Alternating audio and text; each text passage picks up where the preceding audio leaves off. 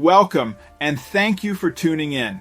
Today, we're stepping into the quiet life of a small-town gardener whose serene Sunday morning takes an unexpected turn. Imagine hearing an eerie sound outside your home, leading you to discover something so strange it sends a chill down your spine. What started as a peculiar noise turned into a mystery buried right beneath his feet, a mystery waiting to be uncovered. Stay with us as we unravel the curious tale of James Carlington and the secret hidden in his own backyard. He followed the strange hissing noise around his house. He had never heard anything like it before. It led him to his backyard. James froze. He ran to the shed and grabbed a garden tool with a long, sharp edge. He poked the mysterious patch of grass and watched in terror as it moved. When he discovered what was hiding inside, he stood in shock. James Carlington and his wife Sarah were coming back from church on Sunday morning when James noticed something strange in his yard. As a businessman with a loving wife to keep him company and his hobby for gardening to keep him busy, James loved nothing more than to kick back in his garden on the weekends, even if that garden was hiding something horrific. It was another beautiful morning in Cambridge Springs, Pennsylvania. The air was fresh, the sun was shining, and the wind was calm and gentle after a long night of stormy weather. James was exhausted. He hardly got any sleep under the constant pelting of rain and howling wind. Regardless, he got himself up and ready for another relaxed Sunday. Little did he know, his day would be anything but relaxed. James and his wife ate breakfast and left to catch their weekly 10 a.m. church service before coming back to the house to garden and do miscellaneous chores. On the drive back from church, James began to make a list in his head about what needed to be done in the garden. With 2 kids all grown up and gone, he now devoted all his care and attention to his modest yard. The couple arrived back home and walked from the car to their front door, but just before James turned the handle, he heard something. "Do you hear that?" James asked Sarah, bewildered. "Yeah, what is that?" she replied. It was a hissing noise, unlike anything they'd heard before. James stepped away from the door and followed the eerie sound. It led him around his house to his backyard. As he turned the corner, the noise got louder and louder. Suddenly, James froze. "What the?" he muttered. In front of him was a big patch of grass that seemed to be rising. He dug his heels into the ground in complete confusion before inching closer to the bizarre scene.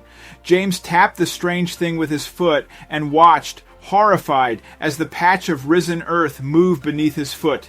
He jumped back and his wife followed suit. They both stared curiously at it. Once it stopped moving, James tentatively kicked it again. It wobbled once more before coming to a standstill. "What the hell?" he said. "It's like a bubble or waterbed." Feeling emboldened, he took off his sandals and walked on it. The weird mass moved under his feet like a giant slab of jelly.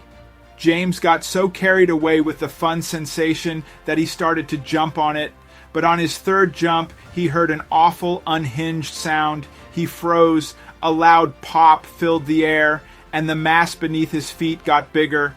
James quickly got down, realizing that he had no idea what he was standing on. He hoped that sound wasn't anything serious, but it was. James asked his wife to get out her phone and start filming. He was going to burst this thing, but he never expected what they'd capture. Sarah got out her camera while James got an umbrella from the side of the house. He started poking the mysterious lump, but nothing happened. He needed something stronger. He sourced a garden tool and resumed poking it. "What if snakes come out?" his wife joked. What hid inside, however, was much more frightening than snakes. He stood on top of the mysterious mass again and started to pierce the grass harder.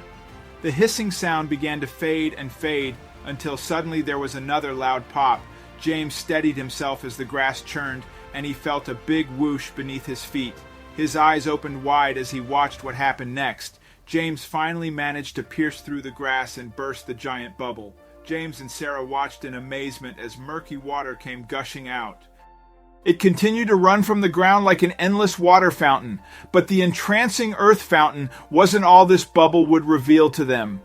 After 15 minutes of watching his yard expel water from its underbelly, James began to notice something strange on the opening hole. A black piece of plastic stuck out from beneath the grass. James approached the hole and grabbed the piece of plastic. He tried to pull it out, but it wouldn't budge. It looked like the edge of a black trash bag. What is that? He wondered. He waited until all of the water drained from the strange bubble to find out. He looked around at his garden, which was now flooded. A small river flowed from his yard to the street, but the mess was the least of his problems. James went into his garage and brought out a shovel. If this plastic bag was the cause of this strange phenomenon, he needed to remove it. He dug into his beloved grass one shovel at a time until he reached the culprit. He reached his hand in and tried to pull it out again, but even though the plastic bag looked like it had been there for years, it was still as tough as nails.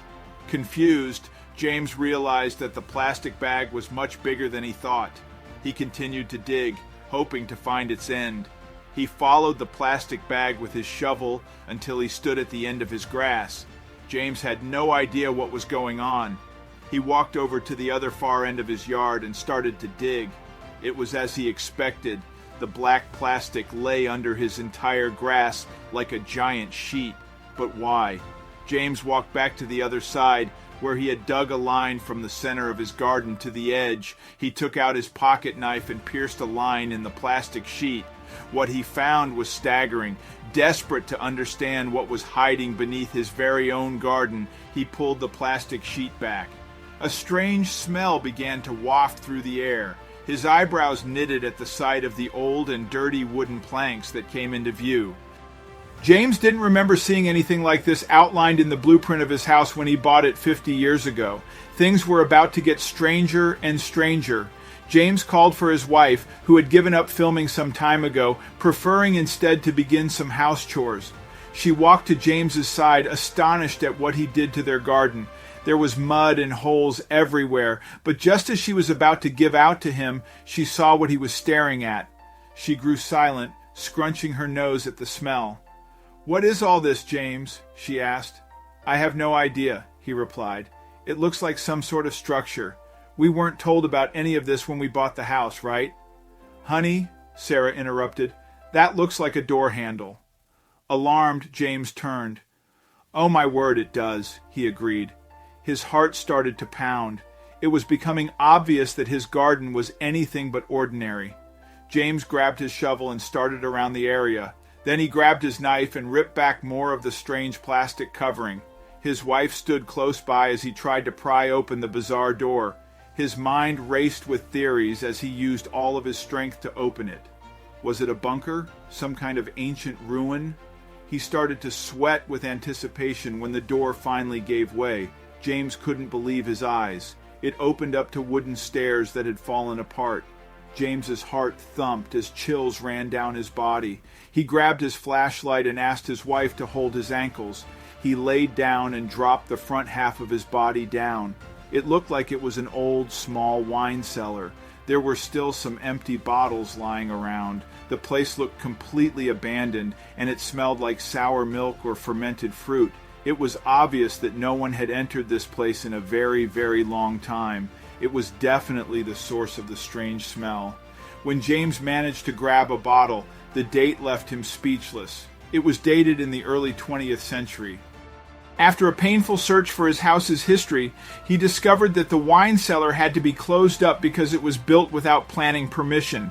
But what about the giant bubble in plastic? As James and Sarah later found out, the plastic sheet was the easiest way to recover the yard's appearance and reintroduce fertile soil without having to write a pricey check to demolish the structure and buy soil from scratch. They learned that the mysterious grass bubble was a phenomenon known as a lawn blister. A lawn blister happens most commonly in lawns that have a plastic sheet underneath the grass surface. This plastic sheet is used in lawns that have bad soil in order to encourage healthy grass to grow. The plastic is placed over the bad soil, and new fresh soil is placed on top where grass will then grow and flourish. But here's how the strange occurrence happens. Although rare, water can sometimes find its way under the plastic layer and get trapped. The water will continue to build with nowhere to go, causing the grass to grow and rise with the mounting pressure. In James's case, the night of thunderous rainfall did the trick. Luckily, there was no burst pipe. But did James put himself in danger by bursting it? Although they may look threatening, they aren't dangerous. But that doesn't mean you shouldn't be careful. Depending on the size of these lawn blisters, they can end up flooding your lawn. So make sure to pave a path for the water to drain to avoid ruining your yard with excessive water. Even though James dealt with the situation well, not everybody agreed.